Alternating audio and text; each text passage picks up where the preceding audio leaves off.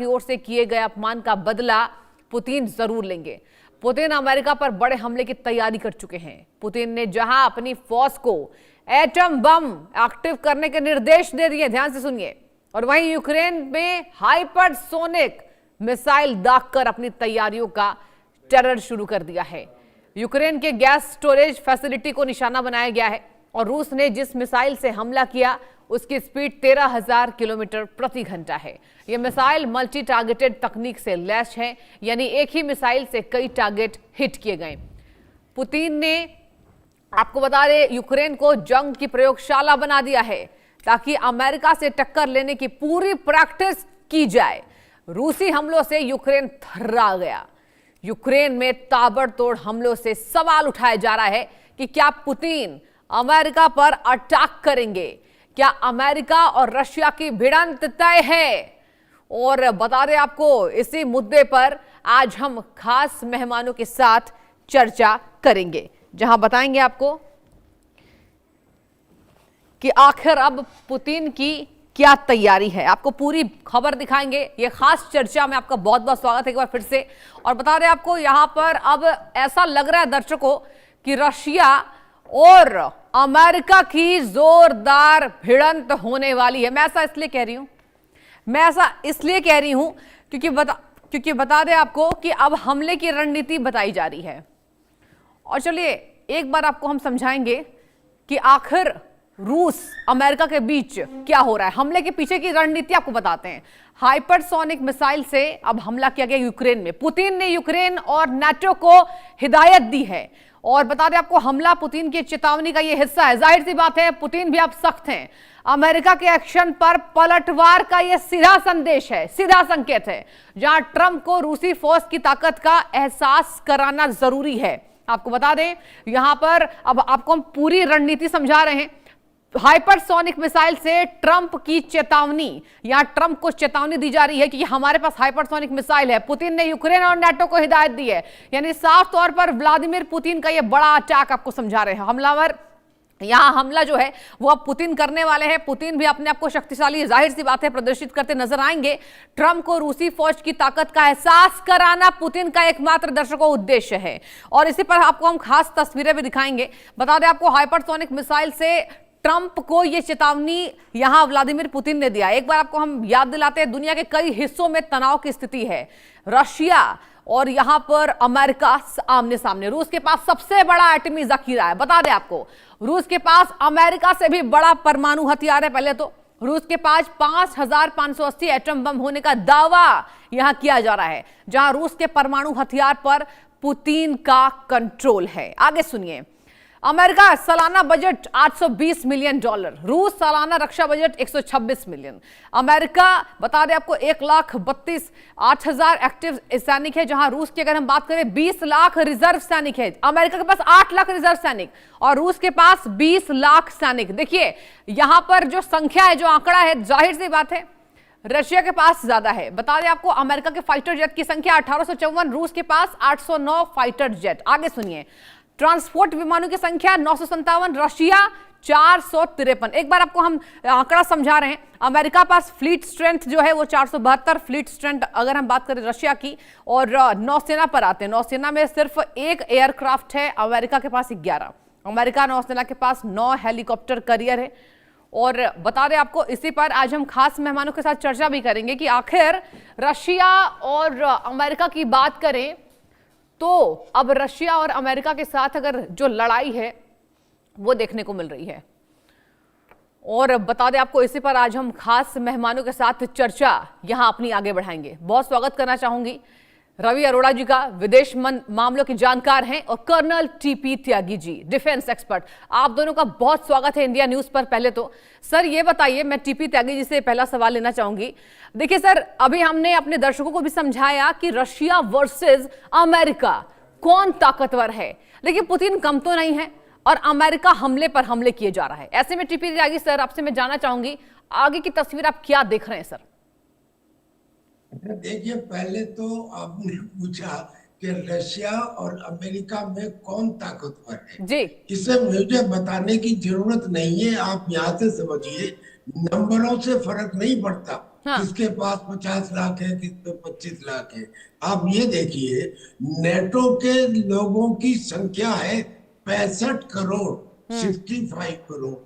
America की जो population है वो है करीब 35 करोड़। जी। अब ये 65 करोड़ लोग और ये 35 करोड़ लोग अमेरिका के डरते हैं किससे? रशिया से, जिसकी पॉपुलेशन है 15 करोड़। अब जिसकी पॉपुलेशन 15 करोड़ है, उससे डर के नेटो वाले अमेरिका के पास जाते हैं। तो ये कहना कि अमेरिका के और नेटो के पास मिला के उनका जो बजट है वो बहुत ज्यादा बजट है, रशिया का कम है, 1/8 बैठता है, इसलिए वो ताकतवर है, नहीं सर, गलत।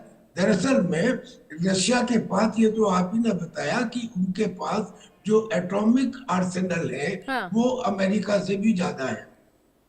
मान लीजिए ना भी होते, जो खास बात यह है कि उनके पास जो हाइपरसोनिक मिसाइल्स है और ऐसी मिसाइल्स है कि जिनका कोई तोड़ नहीं है, जिसका उन्होंने अभी इस्तेमाल किया।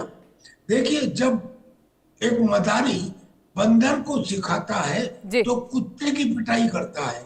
यानी कि अमेरिका ने जब उनके पहला वन ऑयल टैंकर को पकड़ा, अच्छा ये मैं बातें बताऊंगा कि ऑयल टैंकर नॉर्मल टैंकर नहीं था, पर कहने में जब पकड़ा तो उसका जवाब देने के लिए उन्होंने यूक्रेन के ऊपर अटैक किया, कीव के ऊपर नहीं, कीव के ऊपर नॉर्मल अटैक था, उन्होंने अटैक किया लवीव के ऊपर। Why Lviv? क्योंकि Lviv is next to Poland, यानी कि वहां से यूरोपियन कंट्री। और किस मिसाइल से किया? ऑर्शेनिक मिसाइल। क्यों? क्योंकि ऑर्शेनिक मिसाइल 10 से 12 मिनट के बीच में यूरोपियन की किसी भी कंट्री तक पहुंच सकती है, और ये मिसाइल ध्वनि की रफ्तार से 10 गुना ज्यादा तेज चलती है। इसमें MIRV टेक्निक है। MIRV टेक्निक का मतलब होता है multiple independently targetable return vehicle, यानी एक मिसाइल में 6 वारहेड है, हर वारहेड में 6 सब है।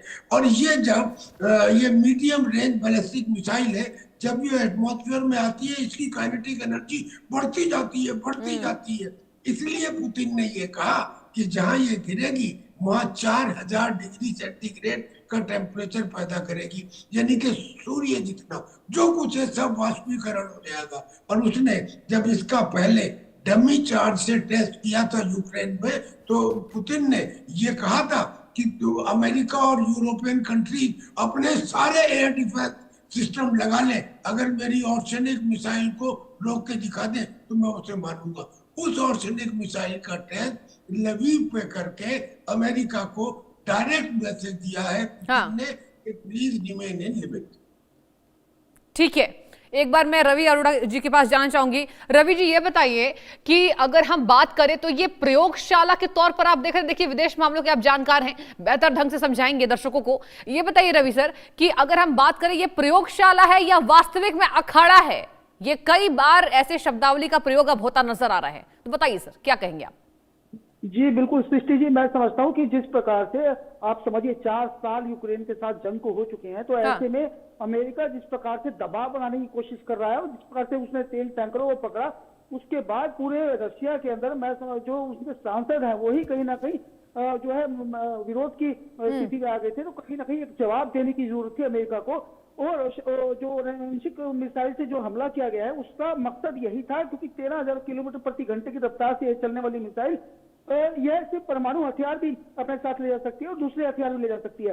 और दूसरी बात, इस मिसाइल का इस्तेमाल करके जो मैसेज अमेरिका को देने की कोशिश की गई उसका रिजल्ट भी सामने आ गया है। आपको बता दूं कि जो जहाज से जो तेल टैंकर पकड़ा गया था उसको के अंदर जो 2 सवार जो सैनिक सवार थे, इनके जो रूसी तेल टैंकर को जो चालक सवार थे, उनको छोड़ने का फैसला अमेरिकी गवर्नमेंट ने कर दिया है, जिसका खुलासा मारिया जखलोवा जो कि विदेश मामलों की प्रवक्ता है रूस के अंदर, तो उन्होंने ये इस बात का खुलासा किया है।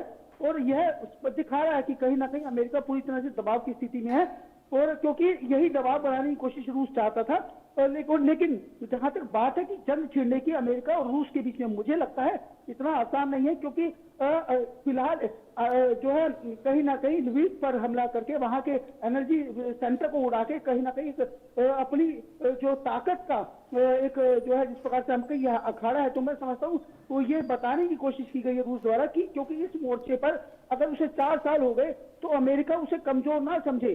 दूसरी बात कि अगर युद्ध होता है तो कई मोर्चों पर लड़ना पड़ेगा। करीब 32 देश रूस के खिलाफ खड़े होते हैं, उसको उनको भी एक मैसेज देने की कोशिश की गई है रूस द्वारा कि उसके पास इस बैलिस्टिक मिसाइल के इस्तेमाल करके कि कुछ ही मिनटों में वो कुछ भी कर सकता है। तो ये मैसेज देने की कोशिश है, और कहीं ना कहीं प्रयोगशाला भी हम इसे कह सकते हैं, क्योंकि आने वाले टाइम में अगर जंग शुरू होती है तो इन मिसाइलों का इस्तेमाल सिर्फ यही नहीं, करीब 13 तरह की और मिसाइलों का भी इस्तेमाल किया गया, ड्रोन का भी इस्तेमाल किया गया, लगातार रात भर हमले जारी रहे। तो यह साफ था कि कीव और लवीव के अंदर यह तबाही मचाकर कहीं ना कहीं नाटो देश भी, क्योंकि मैसेज आने शुरू हो गए कई देशों के, उनकी प्रतिक्रिया आनी शुरू हो गई है, लेकिन अमेरिका की तरफ से कोई प्रतिक्रिया तो नहीं आई है। लेकिन यह है कि उसने जो 2 नाविकों को छोड़ने का फैसला किया है, तो यह साफ दिखा रहा है कि कहीं ना कहीं अमेरिका अब बैकफुट पर है, और इसमें रूस भी यही चाहता था, क्योंकि अभी डायरेक्ट जंग लड़ना इतना आसान नहीं है, अगर जंग शुरू होती है तो उसका खत्म होना बहुत मुश्किल हो जाएगा, और अगर फाड़ में जंग होती है तो मुझे लगता है ये वर्ल्ड वार के फुल चांसेस है, क्योंकि उसमें सभी देशों को ना चाहते हुए भी कूदना पड़ेगा। ठीक है। और रूस अभी फिलहाल चीन और नॉर्थ कोरिया के अंदर भी मैं समझती हूँ खासकर चीन का साथ जूझ जाएगा अगर ऐसी जंग होती है तो ऐसे में अभी इतना आसान नहीं है यह डिसीजन लेना। लेकिन यह है कि कहीं ना कहीं जो मैसेज वो अमेरिका को देना चाहता है वो उसने कीव और लवीव पर हमले करके तेज करके खासकर और इन बैलिस्टिक मिसाइलों का इस्तेमाल करके यह दिखा दिया है कि कहीं ना कहीं वो अपनी पावर का इस्तेमाल आने वाले टाइम में करेगा, और यह नाटो देशों के लिए भी एक बड़ा मैसेज है। जी ठीक है, एक बार मैं कर्नल टीपी त्यागी जी से सवाल लेना चाहूंगी। सर,